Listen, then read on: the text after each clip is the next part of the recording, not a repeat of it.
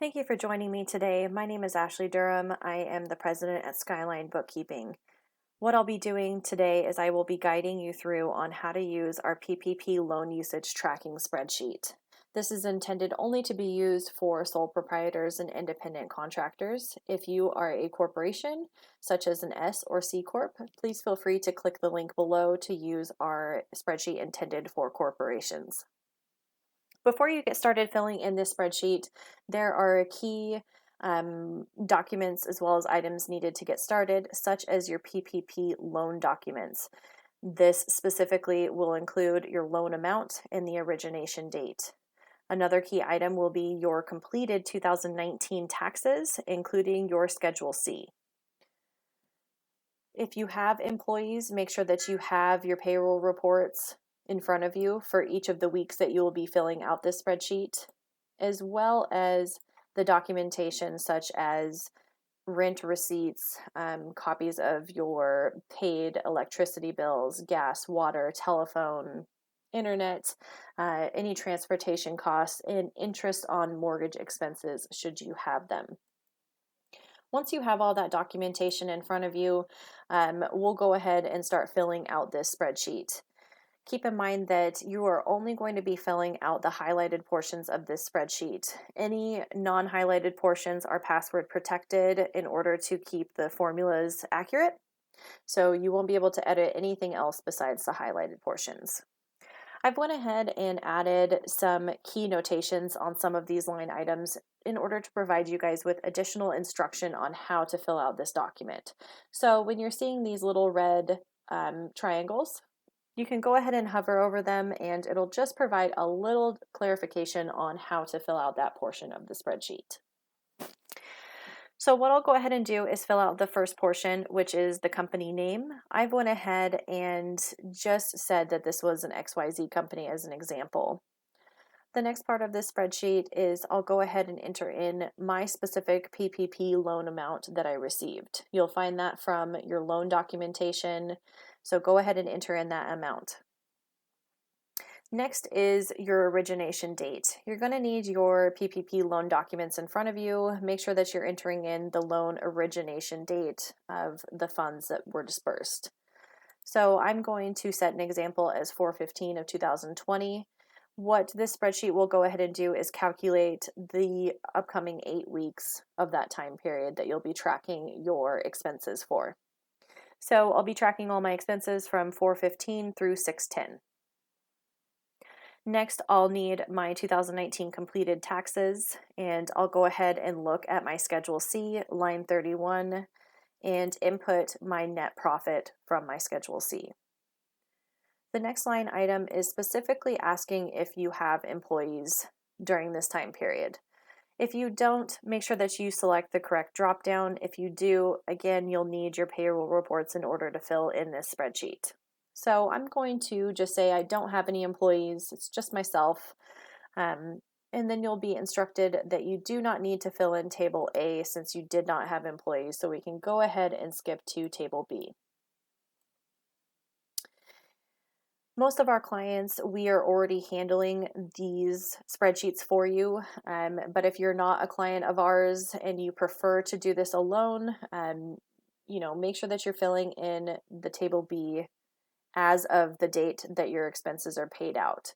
So week 1 is starting from that origination date. So week 1 is, 4/15, that first 7 days of that 4/15 date. So if I had any rent that I paid out during that first week, I want to make sure I record it here. I would also suggest that you make copies of, all of your rent checks, any electricity bills that you paid to, so you have the proper documentation for loan forgiveness. So I'll go ahead and enter in all of my expenses that were occurred in this first week. What that will go ahead and do is create a total of my other costs down below. And basically, I'll keep doing this and recording this for each week moving forward through the 8th week that I have up here. So the last date that I'll be recording expenses would be the 6/10 date here. You'll have a spending summary up here in this top hand corner, which will basically go through your total payroll should you have any employees, or if you're a sole proprietor. It will calculate the total amount of your distributions based off your Schedule C income. So just to provide a little clarification on that, sole proprietors are automatically forgiven 8 weeks of the 52 weeks of their 2019 Schedule C net income, which is capped at $15,384.62.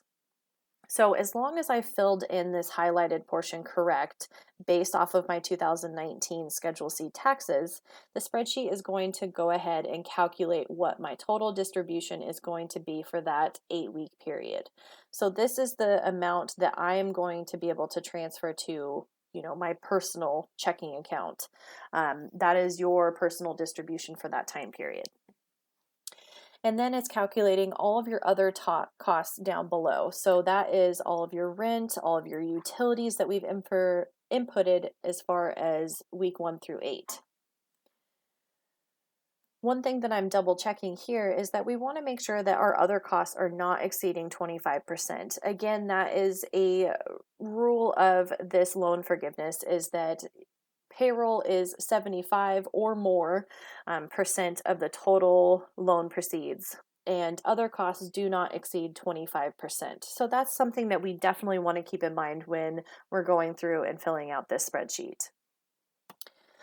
One thing that you'll also see here too while you're going through and entering in your expenses and other costs and calculating all of that is you'll have your remaining PPP loan proceeds. So you'll see how much of your loan is remaining based off the amount that you have already recorded here through your sole proprietor distributions and other costs. Again, many of you are already utilizing our services as far as bookkeeping, so we're filling in all this information for you.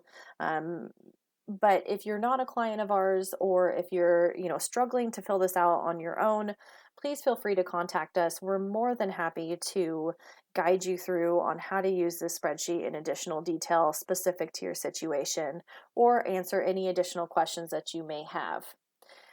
So I really hope that this PPP loan usage tracking spreadsheet is helpful. Hopefully it's been informative for you.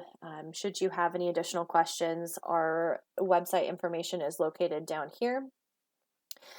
I will let you know that this spreadsheet was developed by myself based on the rules in effect at the time of the development. As many of you know, things are changing rapidly as far as rules and regulations that the SBA is, providing us. So that, the final rules may change. This should not be intended in no way guarantees forgiveness of your PPP loan. I would definitely suggest that you consult with your CPA, attorney, and banker for any further clarification of additional rules that come out. Again, we're more than happy to answer any questions that you have, help you fill out this spreadsheet. So please feel free to learn more at our website, and you can contact us there. Thank you so much for viewing this video with me.